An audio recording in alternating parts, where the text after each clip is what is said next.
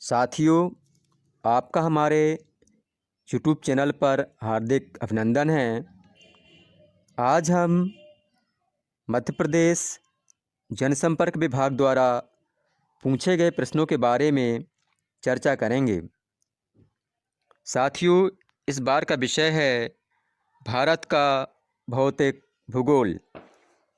तो आइए साथियों जानते हैं कुछ का प्रथम प्रश्न।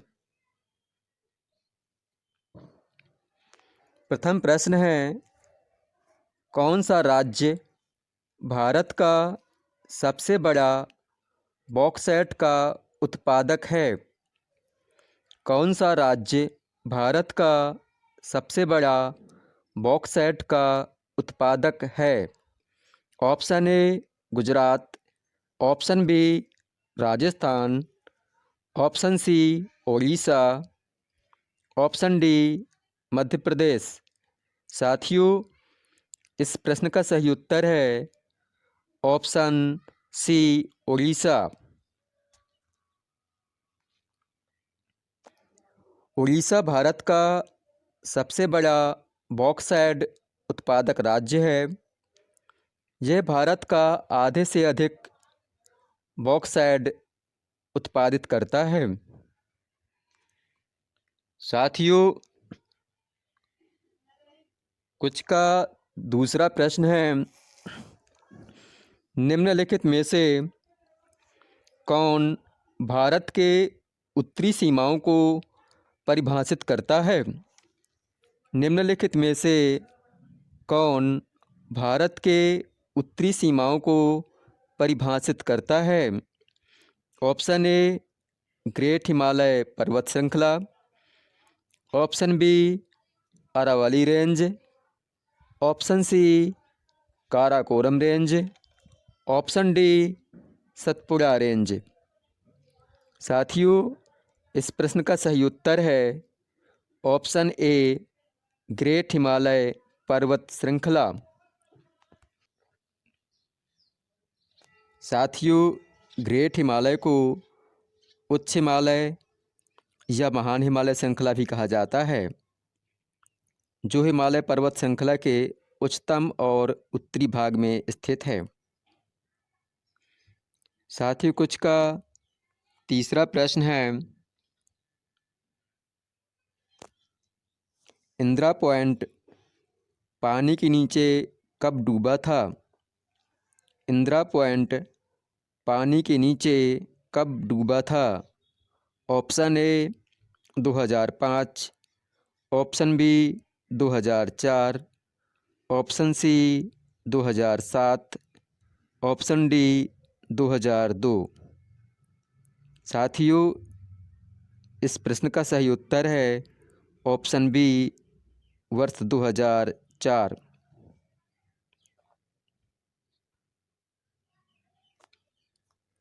वर्ष 2004 में इंदिरा पॉइंट पानी के नीचे डूब गया था। अंडमान और निकोबार द्वीप के ग्रेट निकोबार द्वीप में स्थित इंदिरा पॉइंट निकोबार जिले का एक गांव है। साथियों, कुछ का चौथा प्रश्न है, निम्नलिखित में से किस दर्रे को भारत, चीन और म्यांमार का त्रिकोणीय संगम कहा जाता है? निम्नलिखित में से किस दर्रे को भारत, चीन और म्यांमार का त्रिकोणीय संगम कहा जाता है? ऑप्शन ए नाथुला दर्रा, ऑप्शन बी जेलेब दर्रा, ऑप्शन सी बोमडीला दर्रा, ऑप्शन डी दिफू दर्रा। साथियों, इस प्रश्न का सही उत्तर है ऑप्शन डी दिफू दर्रा। साथियों, ये दिफू दर्रा है, ये 4587 मीटर ऊंचाई पर स्थित है। इस दर्रे के पास भारत, चीन और म्यांमार की सीमा है। अक्टूबर 1960 में चीन और म्यांमार ने दीफू के निकट अपनी सीमाओं का सीमांकन किया था, जिसके बाद भारत और चीन के बीच अरुणाचल प्रदेश को लेकर सीमा विवाद उत्पन्न हुआ था।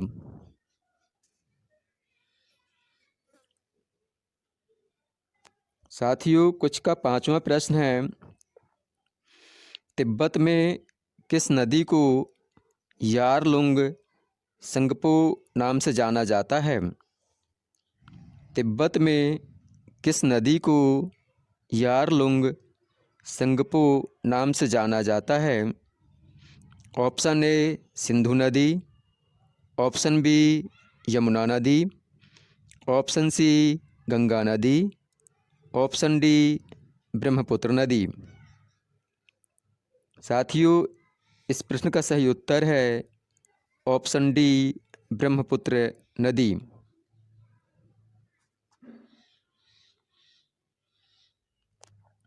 ब्रह्मपुत्र नदी का उदय तिब्बत में अंगसी ग्लेशियर से होता है।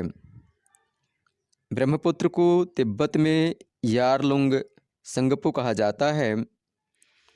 ब्रह्मपुत्र नदी तिब्बत, भारत और बांग्लादेश में बहती है। इसकी कुल लंबाई लगभग 2900 किलोमीटर है। साथियों, कुछ का 6वां प्रश्न है, निम्न में से कौन अंडमान द्वीप समूह को निकोबार द्वीप समूह से अलग करता है? Option A 11 degree channel, option B Mannar की खाड़ी, option C 10 degree channel, option D Andaman सागर। साथियों, इस प्रश्न का सही उत्तर है ऑप्शन सी 10 डिग्री चैनल।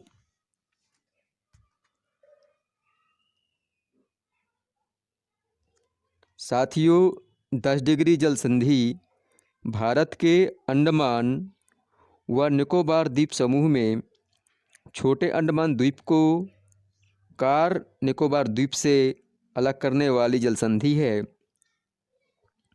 जो 10 अक्षांश उत्तर पर स्थित है। यह लगभग 155 किलोमीटर चौड़ी है और 10 डिग्री अक्षांश के समीप पश्चिम में बंगाल की खाड़ी को पूरब में अंडमान सागर से जोड़ती है। साथियों, कुछ का अगला और 7वां प्रश्न है, निम्न में से किस नदी को पंचनद में शामिल नहीं किया जाता है? निम्न में से किस नदी को पंचनद में शामिल नहीं किया जाता है?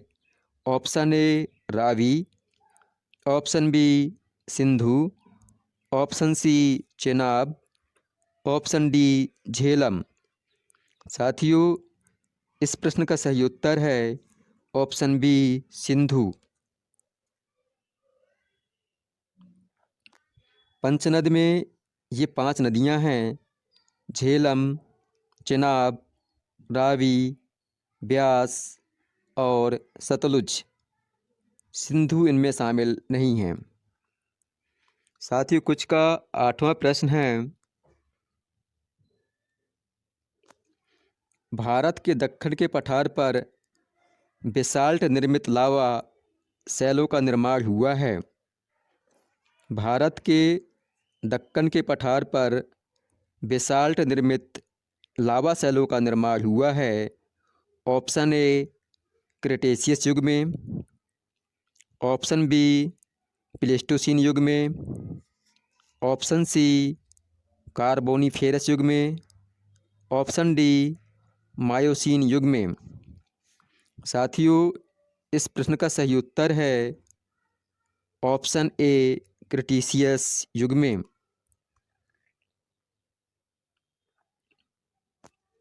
साथियों, इस महाकल्प के अंतर्गत 3 कल्प आते हैं, जिन्हें ट्राइएसिक, जुरैसिक और क्रेटेशियस कहते हैं। भारत के दक्कन के पठार पर बेसाल्ट निर्मित लावा शैलों का निर्माण हुआ है।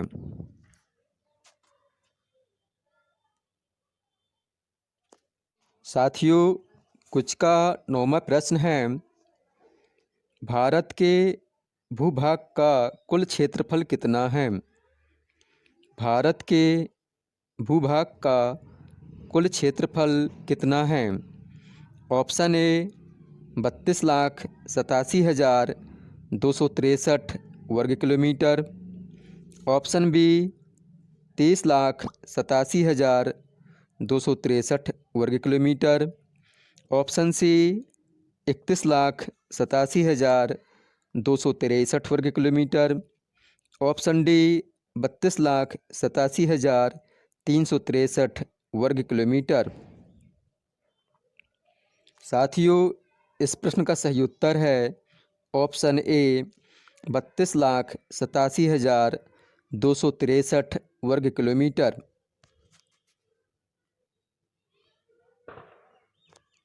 साथियों, भारत का क्षेत्रफल 32,87,263 वर्ग किलोमीटर है, जो हिमच्छादित हिमालय की ऊंचाइयों से शुरू होकर दक्षिण के विषुवतीय वर्षा वनों तक फैला हुआ है। विश्व का 7वां बड़ा देश होने के नाते भारत शेष एशिया से अलग दिखता है, जिसकी विशेषता पर्वत और समुद्र ने तय की है और इसे विशिष्ट भौगोलिक पहचान देते हैं।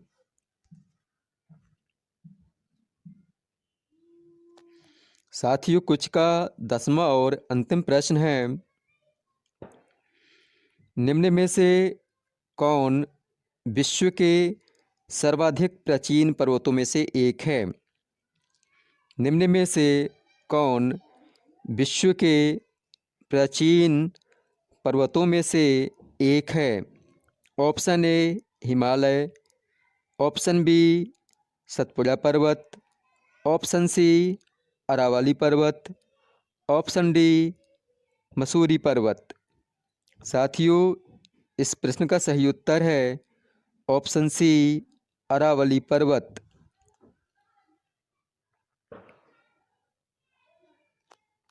साथियों, अरावली पर्वत श्रृंखला यह संसार की सबसे प्राचीन पर्वत श्रृंखला है, जो राजस्थान को उत्तर से दक्षिण 2 भागों में बांटती है। इसकी उत्पत्ति प्री कैम्ब्रियन युग में हुई थी।